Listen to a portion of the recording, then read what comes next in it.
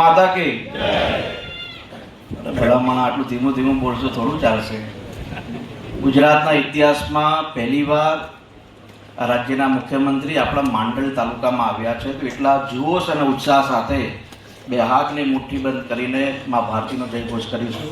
બોલો ભારત માતા કે, ભારત માતા કે, ભારત માતા કે.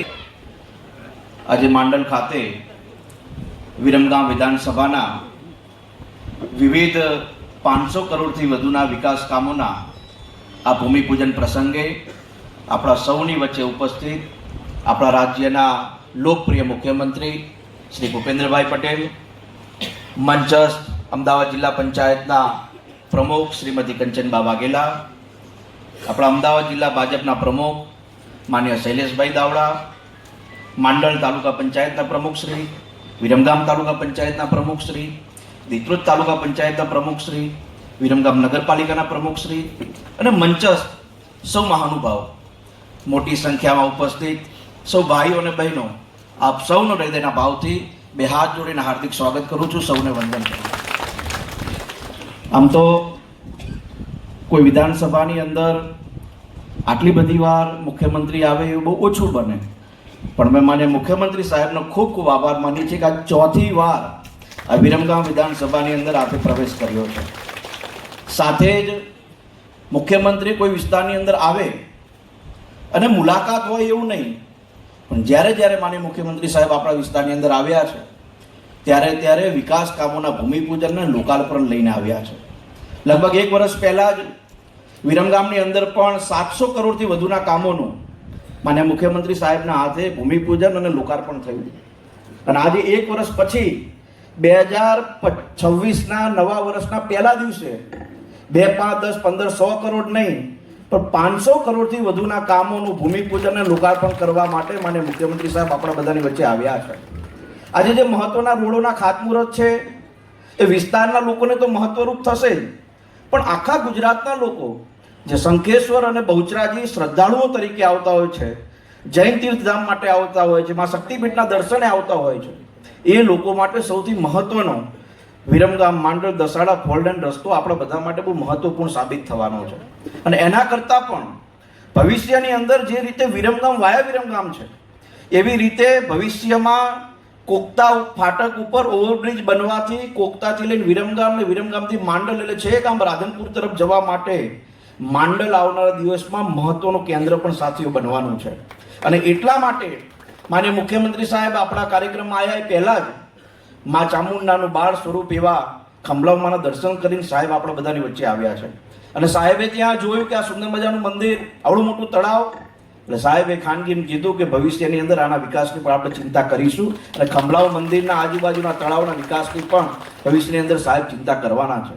સાહેબ, આજે અમે આપ સૌપ્રથમ એક બાબતે આભાર માનવા માંગીએ છીએ કે આ માંડલની અંદર આપના માધ્યમથી, આપના સહયોગથી 18 કરોડ રૂપિયાની સરકારી કોલેજ મળી અને આજે સરકારી કોલેજ પૂર્ણ થવાના આરે છે. ભવિષ્યની અંદર આ વિસ્તારના અનેક બાળકોને અભ્યાસ માટે મોટી રાહત થવાની છે. સાથે જ 10 કરોડ રૂપિયાના ખર્ચે સૌથી મોટું CHC, કદાચ કોઈ જિલ્લાની અંદર CHC આટલું મોટું નહીં હોય, પણ આપણા માંડલની અંદર 10 કરોડ રૂપિયાના ખર્ચે CHC બનવાનું છે. અને એનાથી પણ વધુ અહીંયા માંડલ ગામના અને માંડલ તાલુકાના લોકો હશે. આ વખતે કમોસમી વરસાદ થયો, ખેડૂતોને નુકસાન થયું. સાહેબ, માંડલમાં ઓછું થયું હતું, પણ આપણા 10,000 કરોડના પેકેજનો સૌથી વધુ લાભ અમારા માંડલ તાલુકાના લોકોને મળ્યો છે. 44,000 રૂપિયા 2 હેક્ટર દીઠ. અને કોઈ સાહેબ એવો ખેડૂત બાકી નથી જેના ખાતામાં પૈસા ના ગયા હોય. એટલે આજે અહીંયા આવેલા તમામ ખેડૂતો સાહેબનો એક તો તાલીઓના ગડગડાટથી આપણો હૃદયથી આભાર પણ વ્યક્ત આપણે કરવાનો છે. અને સાહેબના આશીર્વાદ આખા ગુજરાત ઉપર તો છે જ, એમના માધ્યમથી અનેક સેવાના કામો થાય છે. પણ માન્ય પ્રધાનમંત્રી નરેન્દ્રભાઈ મોદીના માર્ગદર્શન હેઠળ ગુજરાતનું એક પણ ગામ એવું બાકી ન રહે જ્યાં વિકાસના કામો ન પહોંચે, એ દિશામાં માન્ય મુખ્યમંત્રી સાહેબ કામ કરતા હોય છે.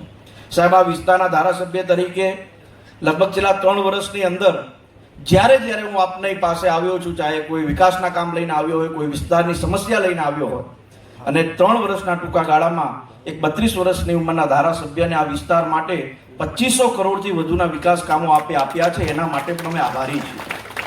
અને આ વિકાસ કામો માત્ર રોડ રસ્તાના નહીં, પણ સૌથી વધુ આખા ગુજરાતની અંદર પ્રાથમિક શાળાના નવા ઓરડાના કામ કોઈ જગ્યાએ થયા હોય તો આપણી વિરમગામ વિધાનસભાની અંદર થયા છે. અને એના સૌથી મોટા સાક્ષી આવા જિલ્લા પંચાયતના પ્રમુખ છે. સૌથી વધુ સ્કૂલોના ભૂમિપૂજન અને લોકાર્પણમાં જિલ્લા પંચાયતના પ્રમુખ આપણા વિસ્તારની અંદર આવ્યા છે. સાથે જ પેટા આરોગ્ય કેન્દ્ર, પ્રાથમિક આરોગ્ય કેન્દ્ર અને સાથે સાથે આપણા વિસ્તારની અંદર તમામ CHC ને નવા બનાવવાનું કામ પણ માન્ય મુખ્યમંત્રી સાહેબના નેતૃત્વની અંદર આપણા વિસ્તારની અંદર થઈ રહ્યું છે. સાથીઓ, આપણે સૌએ સાથે મળીને આ વિકાસની અવિરત રથયાત્રાને મજબૂતાઈથી ગામડાઓ સુધી પહોંચાડવાની છે. હજુ થોડા દિવસ પહેલા જ, વધુ દિવસ નથી થયા, 10 દિવસ પહેલા આપણો માંડળથી દાલોદનો જે રસ્તો હતો 7.5 મીટર પહોળો 18 કરોડ રૂપિયાના ખર્ચે માન્ય મુખ્યમંત્રી સાહેબે આપણને મંજૂર કરી આપ્યું છે. આ વિસ્તારની અંદર વિકાસ કામો મજબૂતાઈથી પહોંચે, કોઈ વ્યક્તિ વિકાસ કામથી દૂર ન રહે, એના માટેના પણ પ્રયાસ આપણે આવનારા દિવસમાં કરવાના છે. હજુ તો સાહેબ ચોથી વાર આવ્યા છે. કદાચ 2027ના પહેલા મહિનામાં પહેલી તારીખે માનનીય મુખ્યમંત્રી સાહેબ બીજા લગભગ 800 થી 900 કરોડના કામોના ભૂમિપૂજન કરવા માટે આવશે. એ કામોની તૈયારી થઈ ગઈ છે. એમાં આપણો દીત્રોજનો ઓવરબ્રિજ છે, દીત્રોજમાં 100 બેડની હોસ્પિટલ છે. એવા અનેક કામો માનનીય મુખ્યમંત્રી સાહેબના માધ્યમથી આપણા વિસ્તારની અંદર સાથીઓ આવે છે. સાથે જ હું માનનીય મુખ્યમંત્રી સાહેબને એટલી વિનંતી કરું કે આપના અને દેશના યશસ્વી પ્રધાનમંત્રી શ્રી નરેન્દ્રભાઈ મોદી સાહેબના કારણે આપણા વિસ્તારની અંદર ખૂબ ઇન્ડસ્ટ્રીયલ કંપનીઓ આવી છે, ઓટોમોબાઈલ કંપનીઓ આવી છે. સાહેબ, એક જમાનામાં આ વિસ્તારની અંદર ખેતી સિવાય કંઈ નહોતું, પણ આજે ઇન્ટરનેશનલ કંપનીથી લઈને મલ્ટીનેશનલ કંપનીઓ આ વિસ્તારની અંદર છે. નાનામાં નાના ખેડૂતને, નાનામાં નાના માણસને એનો સૌથી મોટો લાભ થાય છે. અને હમણાં જ માનનીય પ્રધાનમંત્રી શ્રી અહીંયા મારુતિ કંપનીની અંદર EVની ગાડી માટેનું લોકાર્પણ માટે પણ અહીંયા આવ્યા હતા. હું આપના માધ્યમથી સાહેબ એટલી વિનંતી કરું છું કે અનેક કંપનીઓ અહીંયા છે અને એ કંપનીઓમાં સૌથી વધુ રોજગારીનો લાભ અમારા તાલુકાના લોકોને અને અમારા તાલુકાના યુવાનોને મળે એ દિશામાં પણ આપ એક સૂચન આ કંપનીઓને થાય, જેથી કરીને આપણા વિસ્તારના યુવાનોને પણ આની રોજગારી મોટા પાયે સાથીઓ મળે. કેમ કે સરકારી નોકરી દિન પ્રતિદિન ખૂબ આવે છે, અનેક યુવાનો એની અંદર ભરતીમાં જોડાય છે, પણ જે યુવાનો ગ્રામ્ય કક્ષાએ રહે છે, જે યુવાનોનો ITI નો અભ્યાસ છે, ધોરણ 12નો અભ્યાસ છે, એ યુવાનોને આ કંપનીમાં સારી રોજગારી મળી શકે. અને માન્ય સરકારનો જે 85% સ્થાનિકોને લેવા માટેનો જે GR છે એમાં ખૂબ કંપનીઓ કામ પણ કરે છે, પણ ક્યાંક નાનું મોટું ખૂટતું હોય તો એ દિશામાં પણ આપણે પ્રયાસ કરીશું. ભવિષ્યની અંદર માન્ય મુખ્યમંત્રી સાહેબના માર્ગદર્શન હેઠળ આપણા વિસ્તારની અંદર આપણે રોજગારી મેળો પણ થાય અને અહીંયાના અનેક યુવાનોને આ કંપનીઓમાં નોકરી મળે એ દિશામાં પણ સાથીઓ આપણે આવનારા દિવસમાં કામ કરવાનું છે. બીજી એક ખાસ તમારા બધાની વચ્ચે આ વાત મૂકતા મને આનંદ છે કે માન્ય મુખ્યમંત્રી સાહેબે આ વિસ્તારની અંદર જ્યારે પણ આપણે રોડના કામ માટે ગયા છે ત્યારે એમનો હંમેશા એક અભિગમ ચોક્કસ હોય છે કે હાર્દિક, કામ તો તને 2 કરોડથી લઈને 200 કરોડ સુધીના રોડ મળશે. તમે વિચારો, કોઈ જગ્યાએ તમે જોયું છે 250 કરોડનો રોડ હોય, 285 કરોડનો રોડ, પણ એ રોડોની અંદર ગુણવત્તા સચવાય, એ રોડો કાયમી માટે ટકી રહે. અને સાહેબ, એટલા માટે કદાચ આ અભિગમ કોઈ દર્શાવ્યો નહીં હોય, અમારો એવો પ્રયાસ હોય છે કે અમે જે ગામની અંદર રોડનું ખાતમુહૂર્ત કરવા જઈએ એટલે ગામના ખેડૂતોને અમે કહીએ કે રોડ બને પહેલા પાણીની પાઇપ નાખવાની હોય પહેલા નાખી દેજો, રોડ બની ગયા પછી થોડીને પાઇપ ન નાખતા. અને અનેક ગામડાની અંદર આનો એક અભિગમ સારો આવ્યો અને ઘણા ખેડૂતો આ દિશામાં પણ કામ કરી રહ્યા છે. સાથે જ આજે બહુ મહત્વનો વિષય કે રાજ્યના મૃદુ મુખ્યમંત્રી હોય તો કેવી રીતે હોય.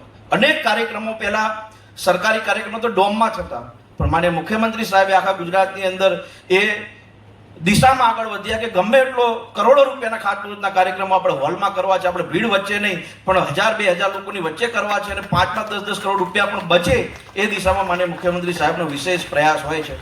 સાથીઓ, આજે આપણા બધાની વચ્ચે માન્ય મુખ્યમંત્રી સાહેબ આવ્યા. અનેક વિકાસ કામોના ભૂમિપૂજન અને એની તકતીનું અનાવરણ માન્ય મુખ્યમંત્રી સાહેબના હાથે થયું છે. આપણે બધા સાથે મળીને દેશના પ્રધાનમંત્રી માન્ય નરેન્દ્રભાઈ મોદી સાહેબના માર્ગદર્શન હેઠળ માન્ય ભૂપેન્દ્રભાઈ પટેલ સાહેબના નેતૃત્વમાં આપણી વિરમગામ વિધાનસભા અવિરત પ્રગતિ કરતી રહે, અવિરત વિકાસના કામોમાં આગળ વધતી રહે એ દિશામાં આપણે શું સાથે મળીને કામ કરીશું. પુનઃ એકવાર આપ સૌનો ખૂબ ખૂબ આભાર વ્યક્ત કરું છું અને માન્ય મુખ્યમંત્રી સાહેબનો મંચસ્થ મહેમાનોનો પણ હું હૃદયના ભાવથી ખૂબ ખૂબ આભાર વ્યક્ત કરું છું સાહેબ કે આપ અમારા નાનકડા માંડલ ગામની અંદર આવ્યા. માન્ય નરેન્દ્રભાઈ જ્યારે સંગઠન મંત્રી હતા 1992માં એમને અહીંયા ચૂંટણીની સભા સંબોધી હતી અને એ પછી આ રાજ્યના કોઈ મુખ્યમંત્રી તરીકે માંડલ આવ્યા હોય તો આપ શ્રી અહીંયા આવ્યા છો. આ પણ એક ઇતિહાસના કાગળે લખાશે કે એક મુખ્યમંત્રી શ્રી આવ્યા અને આપણે એવું બધા સાથે મળીને એવું કામ કરીએ કે માન્ય મુખ્યમંત્રી સાહેબ ફરીથી આપણા માંડલની આવે, આજુબાજુના ગામડાની અંદર આવે એ દિશામાં સૌ સાથે મળીને કામ કરીશું. પુનઃ એકવાર આપ સૌનો ખૂબ ખૂબ આભાર. જય હિન્દ, જય ભારત.